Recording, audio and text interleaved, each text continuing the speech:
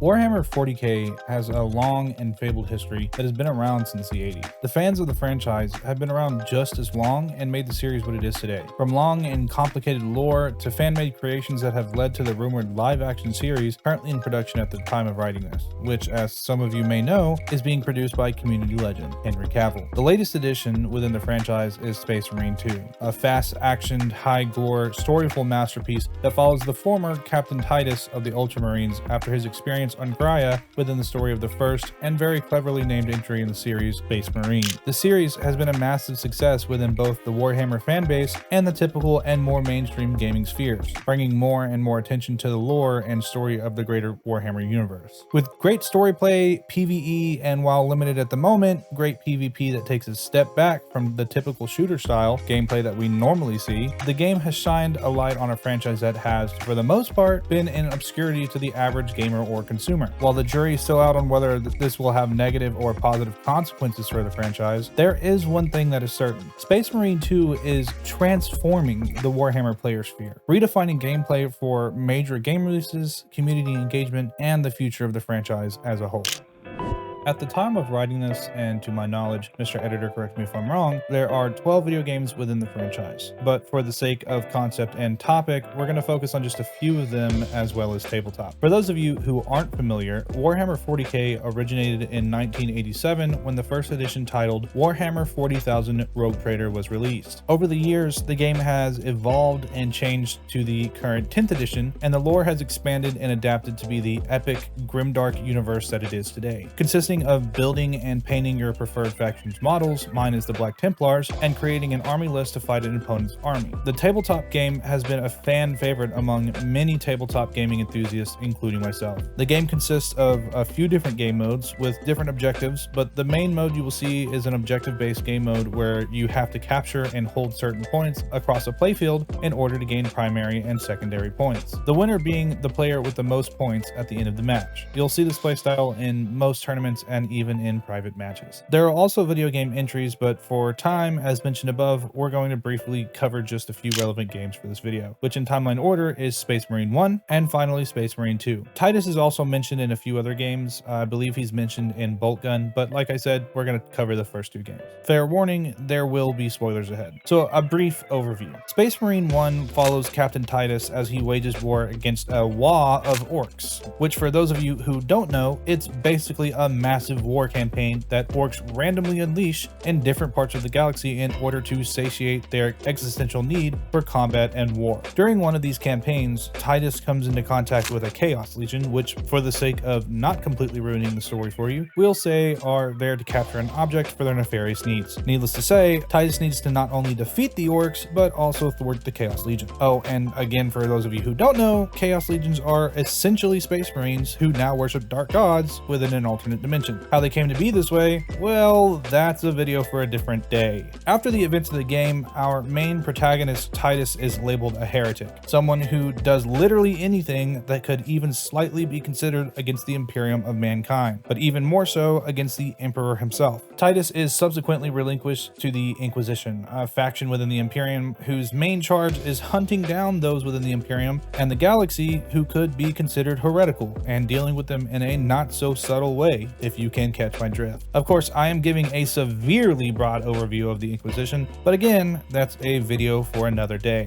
After being found clear of the taint of chaos, Titus is eventually sent to serve in the Death Watch as a Black Shield, another faction with the Space Marines, and you guessed it, another video for another day. After his time in the Death Watch, he eventually makes his way back to the Ultramarines after demotion, and this is where the story of Space Marine 2 kicks off. Now, we aren't going to get into the story of the game too heavily as it's not needed with the amount of exposition we've already covered. And if you want to know more, I highly encourage you to play the game yourself. So now we discuss how Space Marine 2 has differed from the standard within both Warhammer and video games as a whole. While the game has a lot of cool features such as custom armors and classes, awesome PvE modes that you and friends can play and cater to your individual playstyles, an interesting and quite frankly refreshing take on PvP, there are a few other things the game has managed that has broken the mold of big releases within the last decade. Firstly, the game is an actual full standalone game from release that can be played as it is and still be enjoyable. And it seems like in recent years, the trend has become to release an unfinished game with the expectation that you would get the rest of the content with patches, updates, and DLC. Space Marine 2, however, and pardon my language, said that and release the full story and PvE modes that complement the story from the get-go. While the game inherently has some minor issues, being that it is the 1.0 release, you can still fully enjoy the game in its current state with nothing else needed. The graphics and cinematics are beautiful, the game loop is seamless and fulfilling every time, and you aren't left waiting for more to come because you have the full game from the start. Now, as far as tabletop, obviously the gameplay isn't even remotely close or the same. The closest release that comes to mind that is somewhat accurate to tabletop play is Battle Sector. While there are differences, the gameplay is more or less the same. You create your army lists, find an opponent, advance your army, and battle it out to attain points and objectives and be declared the winner through strategy and dice statistics. So how has Space Marine 2 revolutionized the franchise? Well, it's the fan base. Space Marine 2 has shined a light on a franchise that has been in relative obscurity for years, bringing an entire new demographic by appealing to the wider sphere of gaming culture while also revitalizing the love of the franchise itself with die-hard fans of tabletop and the franchise as a whole. Not only do you have players who know every facet and detail of the 40 years of lore, but you also have players who have, for the most part, never even heard of a Space Marine, asking questions and wanting to know more about the rich storytelling and dark universe of Warhammer 40k.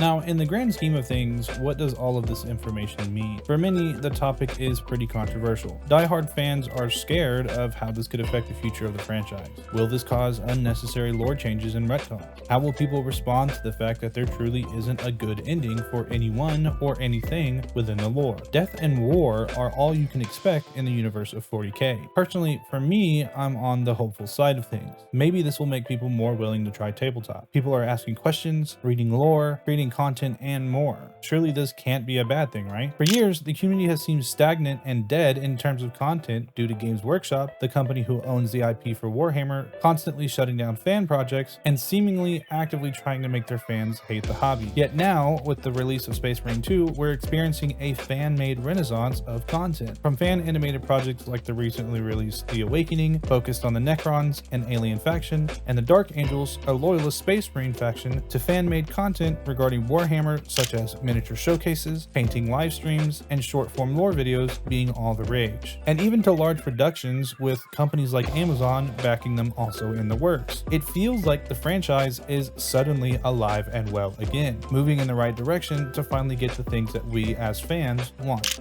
We've talked a lot about the impact and innovations that the game has made, but now let's pivot to something a little more palatable for the wider gaming audience. Specifically, the potential for Space Marine 2 to become a staple for the competitive gaming scene and esports as a whole. While the game has some pretty standard multiplayer elements like classes and customization, the game has implemented them in a way that truly stands out compared to most other competitive shooters out there. While most games have an inkling of teamwork needed to secure a victory, like Call of Duty or Overwatch or even Rainbow Six Siege, the class system implemented in Space Marine 2 opts for heavy team cooperation. Normally in any other game, while you can opt to help your teammates and more easily secure the win, you can just as easily play more solo and rack up the kills and awards on your own. In Space Marine 2, you just don't have that option. You have to move and think with your team as a whole. A lone Space Marine is not going to be able to fend off an opposing team by himself like you might be able to in other games. You have to think of the most advantageous course of action for your team rather than for yourself. The classes all specialize in different things but are ultimately useless on their own. While you may find some outliers who are just truly better than 99% of other players, for the common gamer, it just isn't worth your time to try and dominate on your own. So why does this make for good entertainment? Because it's just like any other sport. Knowing that you and your team are just that much more in sync and efficient is one of the greatest feelings there is, and knowing that you've actively helped your team to achieve this as a whole just makes that feeling that much better. On a big screen, this would translate to the emotions of the team, the dazzling outplays of a team coordinating a well-executed flank or rush, the crushing defeat of playing perfectly together and then losing to a team who is seemingly reading each other's mind on the battlefield. The potential of this game's multiplayer is infinite, and let me remind you that this is just the 1.0 release of the game. Now, in the same spirit, the potential for this game to drive the franchise in the direction that fans want is immense. And I don't just mean in video games. The amount amount of traction the hobby is getting now has the ability to give us so much. Additional books, lore, animations, models, exclusive named characters coming from these new sources of media. I mean, the implications of what this could mean are mind-blowing. The game alone brought us some amazing artwork and animations of both the Ultramarines, Thousand Sons, and even the forces of Tzeentch, one of the 4 major dark gods of the war. As it stands, the game alone is a masterpiece, but the implication of fresh minds new to the franchise and excited to learn the lore, creating new media and installations for us to explore in the future, is game-changing when it comes to the Warhammer universe. Everything that we thought we knew about the hobby, the games, the stories, the franchise as a whole has the ability to change from here on out, to innovate, to evolve, to adapt, to become something